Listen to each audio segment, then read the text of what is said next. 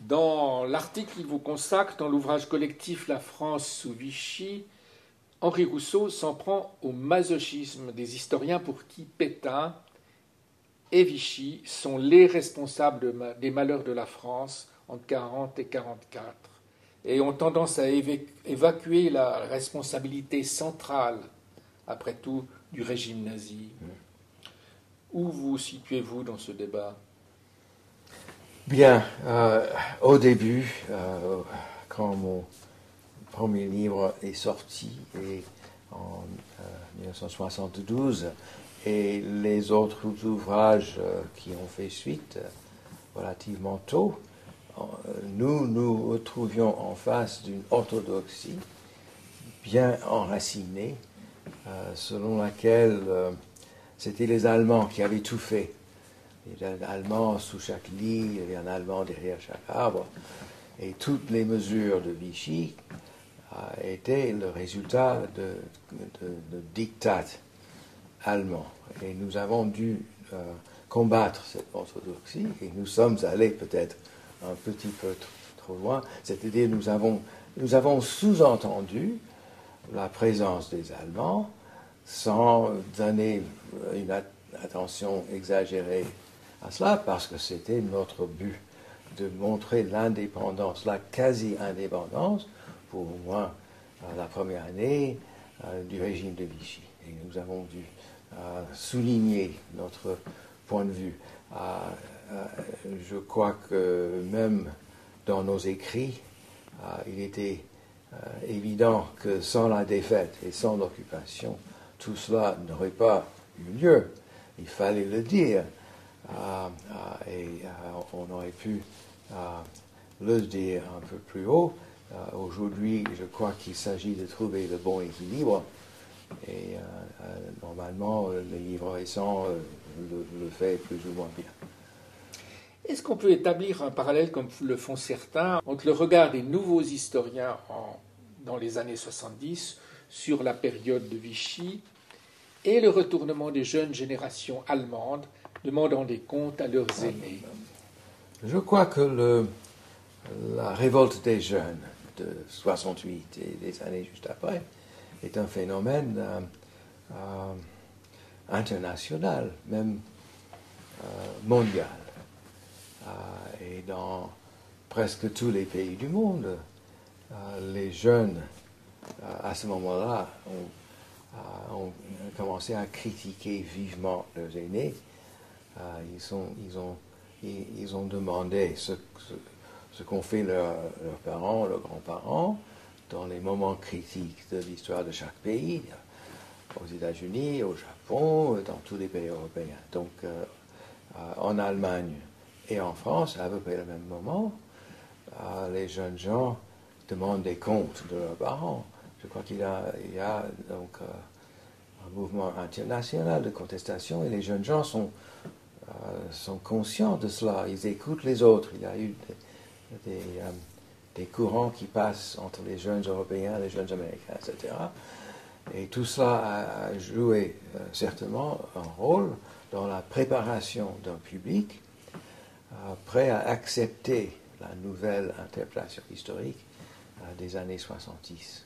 Il y a un très bon exemple de cela. Il y a un livre excellent, un livre scientifique par l'historien allemand Eberhard Jäckel sur la France dans l'Allemagne de Hitler, qui est sorti en 1966, admiré par les spécialistes, ignoré par le grand public. Et nous sommes en 1966, et puis on a les événements de 68. Les étudiants cherchent des moyens de s'attaquer à leurs parents. Mon livre sort 6 ans plus tard, et un grand effet que je n'avais pas attendu, tandis que le pauvre Jäckel est arrivé 2 ans trop tôt. S'agissant des historiens, qu'est-ce que vous pensez du rôle qu'ont fait jouer des hauts historiens comme témoins, comme ça a été le cas par exemple du procès Papon? Oui, je crois que... C'est quand même une situation un peu paradoxale, étrange. C'est une situation paradoxale à plusieurs égards, on est légalement, on est cité comme témoin, mais nous n'étions pas témoins. Nous n'étions pas à Bordeaux au moment quand Papon exerçait les fonctions de secrétaire général de la préfecture de la Gironde. Donc on n'est pas vraiment témoin. Et c'était un peu bizarre parce qu'on ne pouvait pas avoir des notes, parce qu'un témoin oculaire n'en a pas besoin, tandis qu'un historien en a besoin. Donc on a fait des prodiges de mémoire, on a mémorisé nos déclarations. Voilà le premier paradoxe. L'autre paradoxe, il y a d'autres paradoxes. Les historiens n'aiment pas vraiment juger juridiquement. Nous essayons de trouver notre vérité, mais ce n'est pas nécessairement la vérité d'un procès qui a comme but d'établir si quelqu'un a violé la loi ou pas. Ce n'est pas du tout notre question. Donc on est un peu instrumentalisé par la justice. On a le sentiment de cela un peu, et c'est pour cette raison que Henri Rousseau en particulier a critiqué la présence des historiens. Il n'a pas critiqué nous critiqué personnellement, mais il a montré, il a prétendu que l'histoire est inévitablement un peu déformée par les nécessités d'établir les éléments d'un crime, qui n'est pas exactement la même chose que d'établir la vérité à partir du document. Mais même Rousseau croit que les historiens ont un rôle à jouer dans la justice. Sa proposition, sa suggestion, et je trouve que c'est génial, c'est que les historiens participent au moment de l'instruction. Au moment où les charges, les accusations sont faites, les historiens pourraient aider à interpréter les documents qu'on met devant les juges, devant le juge d'instruction. Et donc, même Henri Rousseau reconnaît que les historiens ont leur rôle à jouer et que la justice pose des questions qui ne sont pas totalement éloignées des questions historiques.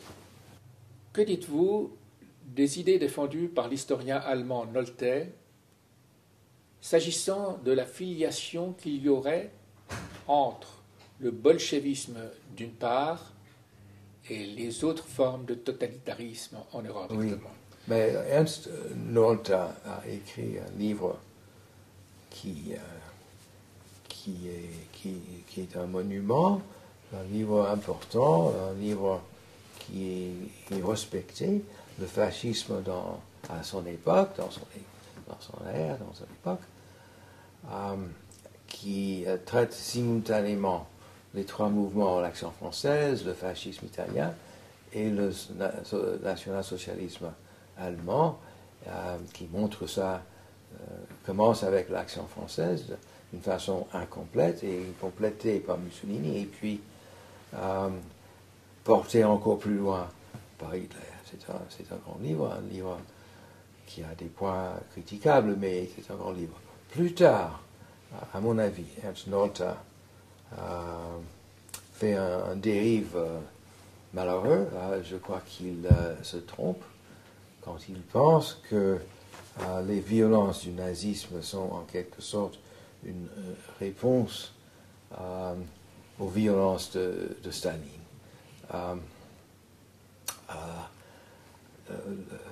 La violence est inhérente au fascisme. Mussolini a pris le pouvoir à force de grandes violences contre les ouvriers agricoles de la vallée du Pô.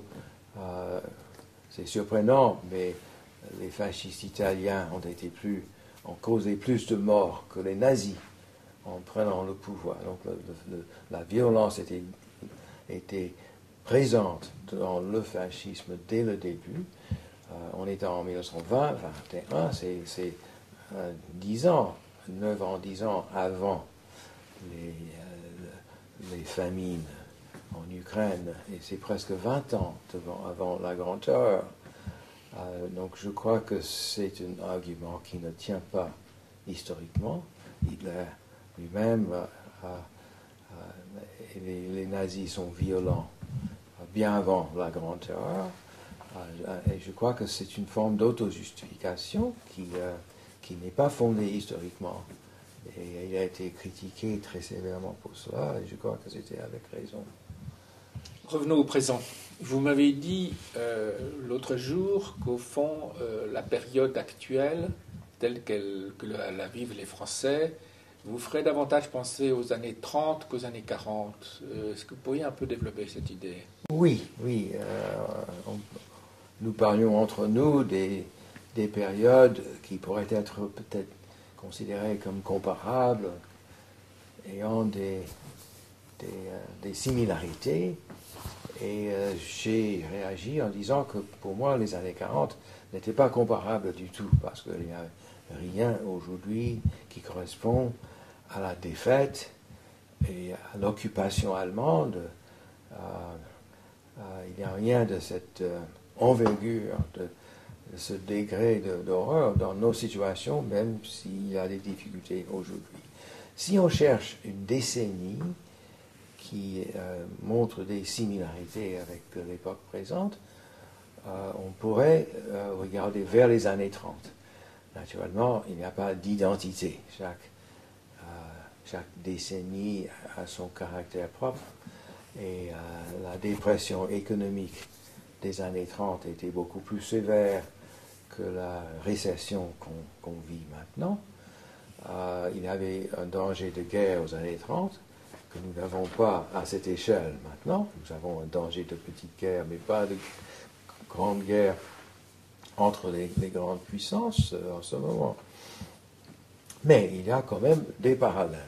D'abord, des problèmes économiques sévères, un grand débat entre les remèdes déflationnistes, les remèdes inflationnistes. On a, par cause de la récession, on a un croissement des extrêmes. L'extrême droite reprend haleine, même la gauche un peu. Donc le centre s'affaiblit. Il devient plus difficile de construire une majorité. Ce n'est pas le cas en ce moment aussi en France, mais on a ces problèmes du centre qui s'affaiblit et les extrêmes qui s'agrandissent dans un certain nombre de pays aujourd'hui. Donc, si on devrait choisir une décennie pour faire quelques parallèles sans chercher l'identité, c'est les années 30 qui viennent à l'esprit. La disparition d'un nombre toujours plus important de résistants au moment même où on voit croître l'extrême droite est une coïncidence ou est-ce qu'il y a un lien entre les deux choses, à votre avis? J'hésite un peu devant l'idée de continuité, parce que, bien sûr, il y a en France toujours le 10% ou un peu plus qui sont irréductiblement à l'extrême droite. Les causes et les buts et les critiques ne sont pas les mêmes aux années entre les deux guerres et au moment de la guerre. La crainte, l'ennemi, c'est le communisme. Le grand problème, c'est la faiblesse de l'État. Mais aujourd'hui, à mon avis, nous habitons une autre ère. Le gros problème, c'est les immigrants. Et avec cela, on ne croit vraiment pas que l'État manque de moyens, mais on craint que la société sera désunie et que la culture sera affaiblie par tous ces immigrés qui refusent l'assimilation. Et c'est autour de la présence des immigrés que l'extrême droite se rassemble aujourd'hui. Donc ce phénomène me semble assez différent de l'extrême droite d'autrefois. Vous venez assez souvent ici en vacances en Bourgogne, vous avez une maison? Comment les regardez-vous, ces Français d'aujourd'hui, dans leur comportement collectif? Eh bien, je viens en France, pas en Bourgogne, je viens en France depuis 61 ans. Et de plus en plus, je trouve que la sagesse, quand on est à l'étranger, c'est de ne pas trop croire aux grandes généralisations. Parce que les Américains, les Français, cette approche donne libre cours aux stéréotypes. Et je suis devenu un expert en stéréotypes, ayant vécu des deux côtés de l'Atlantique. Donc, de plus en plus, je considère les gens en tant qu'individus et de moins en moins comme appartenant à une catégorie artificielle. Mais je peux dire une chose, si vous voulez, à propos de la France en tout. La France, c'est peut-être le pays du monde où la vie est la plus agréable et où le plus de gens rouspètent. Et c'est un petit paradoxe qui m'amuse. Est-ce qu'il y a une leçon à tirer du régime de Vichy pour la période actuelle, ou est-ce que ce qui s'est passé là est d'une telle singularité qu'il n'y a rien à en retirer? Oui, il est très difficile de nous mettre à leur place, ces gens qui ont vu l'armée française se dégringole en 6 semaines et voir leur pays occupé par les Allemands. J'hésite à tirer des leçons de cette expérience qui me semble unique. C'est le pire moment dans l'histoire de la France. Il y a très peu de nations qui ont vécu, qui sont tombées si bas, si rapidement. Donc c'est désarroi, une situation de désarroi total que nous ne comprenons pas vraiment. Donc tirer des leçons de cette époque-là, pour nous, semble mal placé, parce que nous ne sommes pas en face des difficultés aussi sévères, des catastrophes si énormes. On peut parler de leçons sur l'importance du caractère, du courage, mais c'est tellement général que ça ne nous donne pas grand-chose. Mais je crois que c'était un moment vraiment particulier. Une dernière question un peu particulière. Je suis frappé de voir que finalement, non seulement vous, mais d'autres historiens américains, se sont penchés avec beaucoup de passion sur l'histoire française, mais que cela touche aussi d'autres domaines. Je pense à l'histoire de l'art, avec un personnage comme Cronin à propos de Cluny, ou de tel chef d'orchestre à propos de la musique du XVIIIe siècle français. On aurait toute une série de noms à citer d'anglo-saxons comme saisis par la passion de ce qu'est la France, sur des points qui, au fond, finalement, sont un peu oubliés eux-mêmes par les Français. Est-ce que, au fond, à quoi cela tient? Est-ce que cela tiendrait peut-être au fait qu'il y a un certain exotisme pour la culture, disons, protestante anglo-saxonne, pour ce mode de fonctionnement si particulier et en même temps si séduisant que représente la France? Oui, il est vrai que beaucoup d'Anglais et Américains se sont intéressés, même passionnés, pour la France. Est-ce qu'il y a quelque chose de particulier?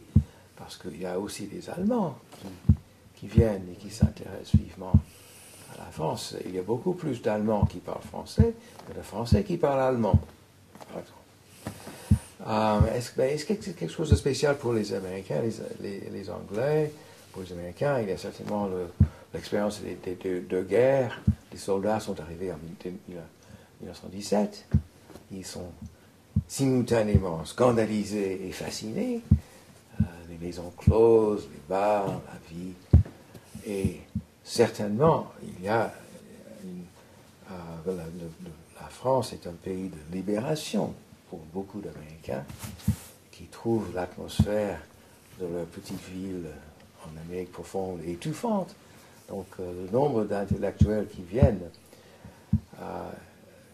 d'écrivains, peintres, etc., est énorme. Et les jeunes gens continuent à venir pour se libérer, pour voir ce pays fascinant, si rempli d'écrivains, d'intellectuels, etc. Il y a un petit mythe de l'autre côté de l'Atlantique, que la France est le pays où les intellectuels sont au pouvoir, que tout le monde est intelligent. C'est pas tout à fait vrai, mais ça attire quand même, c'est parfaitement vrai. Parfois, ces anglo-saxons qui viennent habitent leur petit univers à eux, comme Hemingway, ils écrivent leur livre. Est-ce que la France y joue un rôle? La France, c'est un peu le décor où ils s'expriment. Il y a un peu de ça. Et la France a toujours été hospitalier aux écrivains, aux artistes qui viennent de l'extérieur. Donc, c'est pas toujours pour étudier la France que les Américains et les Anglais viennent. Mais il est vrai la France occupe un rôle un peu spécial comme le pays de la liberté pour beaucoup d'anglo-saxons. Mais est-ce que c'est au nom du pays de la liberté ou est-ce au nom de la singularité qu'il y a des intellectuels, mais des artistes aussi, des interprètes, qui ont une telle fascination pour l'objet France? Oui. Il y a d'autres pays qui sont encore plus exotiques.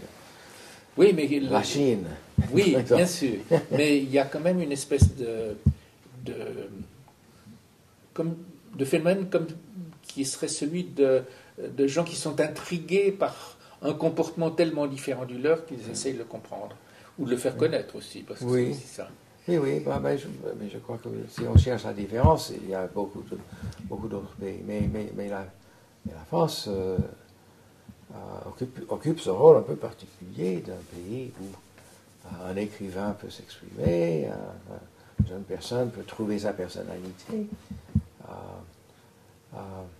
Est-ce que c'est parce que la France est si différente ou parce que la France est tellement hospitalière? Je me penche plutôt vers la deuxième. Merci. Oui.